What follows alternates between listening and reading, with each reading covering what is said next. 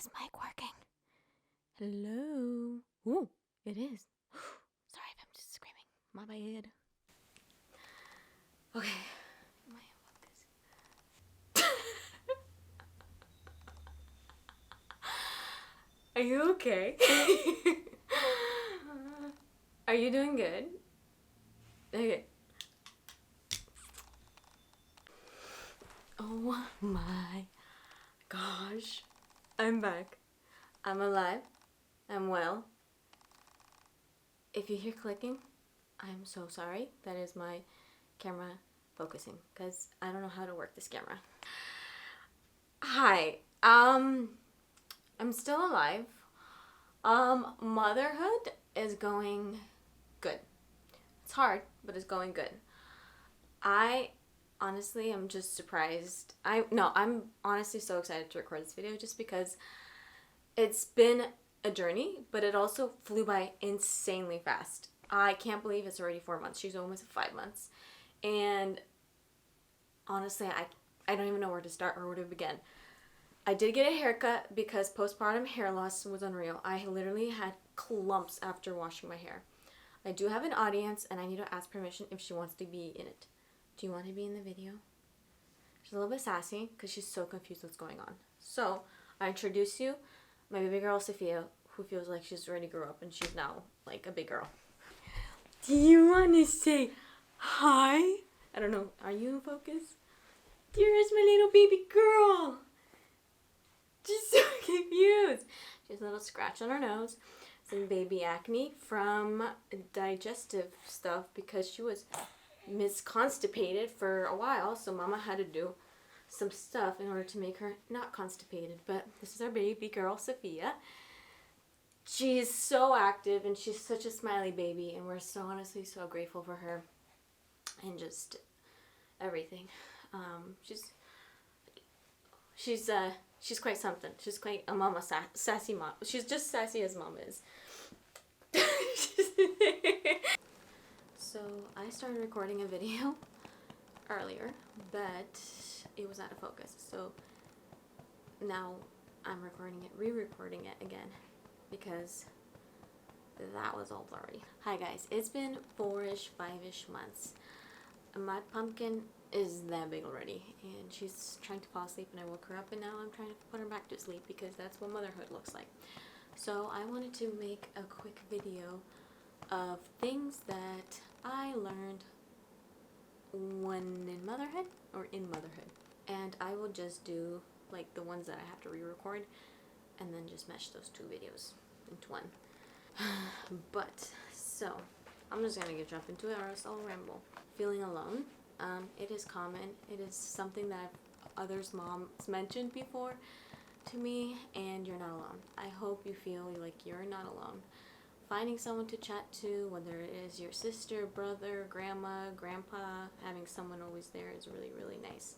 I highly encourage it, and that is something that I've been learning. You do the same thing over and over and over and over and over again, that it feels alone. It's like, it gets annoying, not gonna lie. Your house will be messy. Listen, I like to keep my house clean, but having it messy is just the reality of it. Listen, but if you can keep your house clean, if you know how to, send me the tips. And if your house is messy, like honestly, I give props to you. Because for me, it's a tough thing. I'm not gonna lie. It's not like I don't like my house being clean. I love it when it's clean.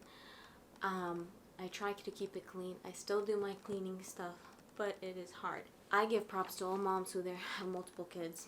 Honestly, single moms, you're so strong, you're courageous, and you can do it. So I have dishes, I have laundry that has been sitting out that still need to be taken care of, so that is normal. Finding time to eat. I love food, I love to eat, but finding that time to eat is hard, especially when you can feel very overwhelmed.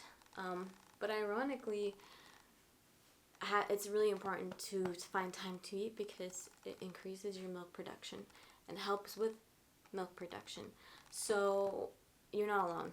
I've talked to my friends who have babies and they're like, finding time to eat is hard. I'm constantly snacking. I'm constantly putting things in my mouth other than like actual meals. And that's where the I lost a lot of weight and then I gained it all back up because it's just you're not eating full meals, and that is something I've been struggling with.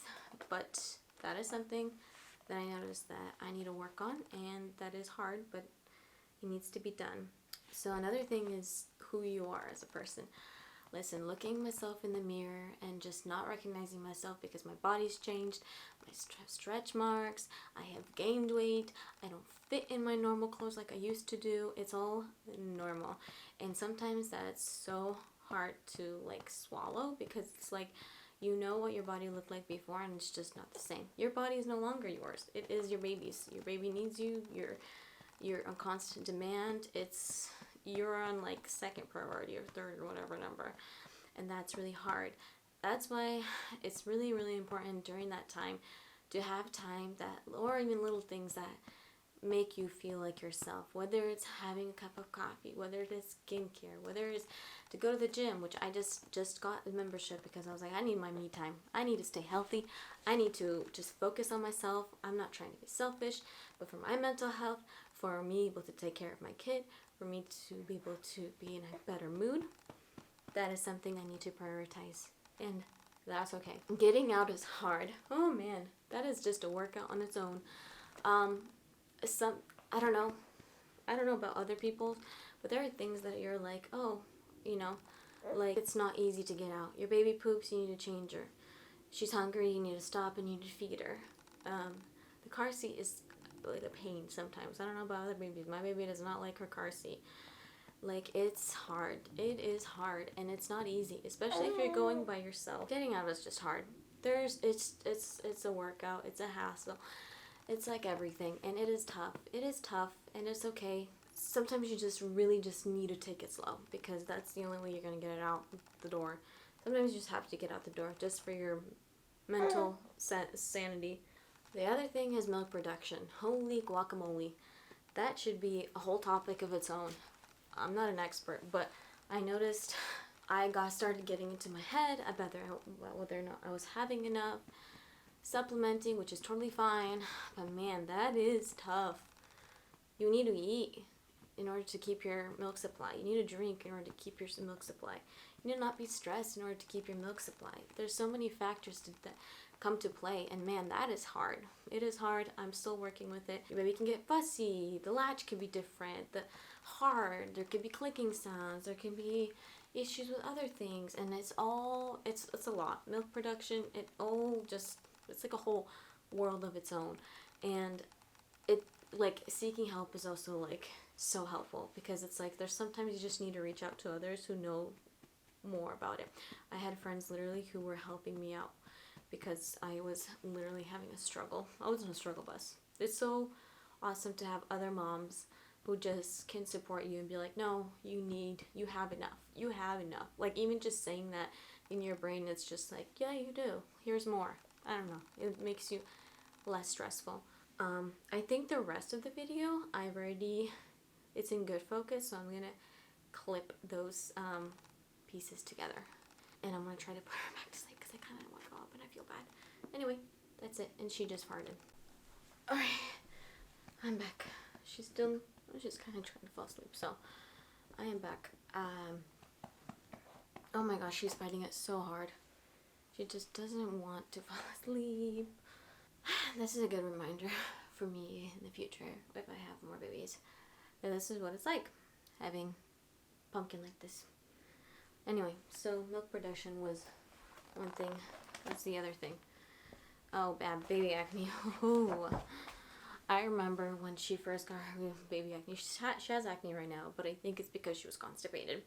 Baby acne, man, that is something that is hard. But it's not surprising. It's to be expected. I know a lot of mamas that had baby acne for their babies. So that is something that I was shocked at, because I was like, oh, every baby has nice skin. No, that's not true. They go through, I don't know, these things, hormonal changes. Oh my gosh. The next thing that was I feel like I would recommend for other moms is finding a support group, finding other moms. I can't tell you how many times I have called my other baby mamas because I didn't know what to do. I didn't know if I was doing it right. I was in my head, and they were like telling me, no, you're fine, like you are doing good. Or they, I remember one of my friends, if you know, you know, it's you. She came at 11 o'clock. She has a husband and a kid, and she was pregnant. And she took the time to drive all the way to my house to literally help me with latching and feeding her, because she was having a really, really hard time, and I was doing something wrong. My latch was like painful. It was just really bad. And she helped me. She got me these nipple balms. She bought me these nipple balms to help. She also helped with like so many things, whether she helped this recently. She helped me with constipation for Sophia. She was very, very constipated, and she gave me this thing that helped her, which I did get my pediatrician's approval. But if it wasn't for her, I wouldn't have hadn't gotten out when I needed it to. So having a support group from others is like really nice, just because they also know how you feel, and it's just like so helpful when they just get it. They are the ones who've been through it, or they are in it, and it's so refreshing.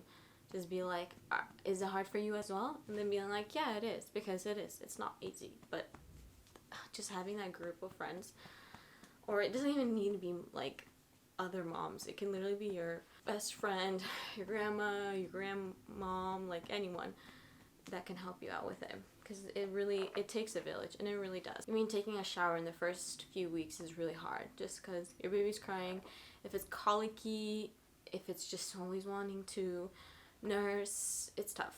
But like, having someone there is just even good for your mental health. So another thing that I guess it's kind of funny, because like my husband will laugh at this, but not everything that might be recommended might work for you. There are things that people recommended, products, things, methods that might have worked for them, but it didn't work for us. I can guarantee you that I have changed things up because it just didn't work for me. For example, unnecessary things that I bought that just didn't work for me. They become cluttered, and it became another thing I need to clean. For example, maybe it works for you, a dresser. Not that I don't have a dresser for her, but I was like, I noticed things were getting piled up on top of it because I would just stack things there at night or whatever it was. I sold it within 3 months after her birth. So in the end, I came up with a method that I was like, listen, husband, we need to do something. And I came up with the idea of just having a dresser inside a closet. You know, those IKEA things, shelves where you can custom build it or whatever. So they're fairly inexpensive. And so I sold that, and with that same money, I built that instead. And Sophie and I actually share clothes. Not share clothes, imagine that. Sophie and I share a closet. And for me, it's also good for the mind to know that she's not gonna climb on the dresser. One thing I noticed is, like, just because I am on the shorter side, having to lift her up and put her on a dresser, I was always like, it felt like I was straining my back, and I feel like that was an issue. And I always had the feel that I'm gonna drop her. So that is that. So don't feel the pressure that if something doesn't work out for your baby, you're doing something wrong. It's just every baby is different, and that is just that. So number 10 is quite important, and it's out of all of that, I just want to say that you're doing amazing. At the end of the day, you are feeding a child, and I'm telling this to myself as well. You're doing amazing, and you're an amazing mom. I've kept her alive for nearly 5 months. I'm doing something right. She's fed, she's happy, she's asleep right now. Like right here. And she's like... It's hard. I had multiple times where I cried, and I felt like I was doing bad. But you are doing amazing. It's tough. Motherhood is tough. Being a stay-at-home mom is tough. I can't imagine being a full-time working mom.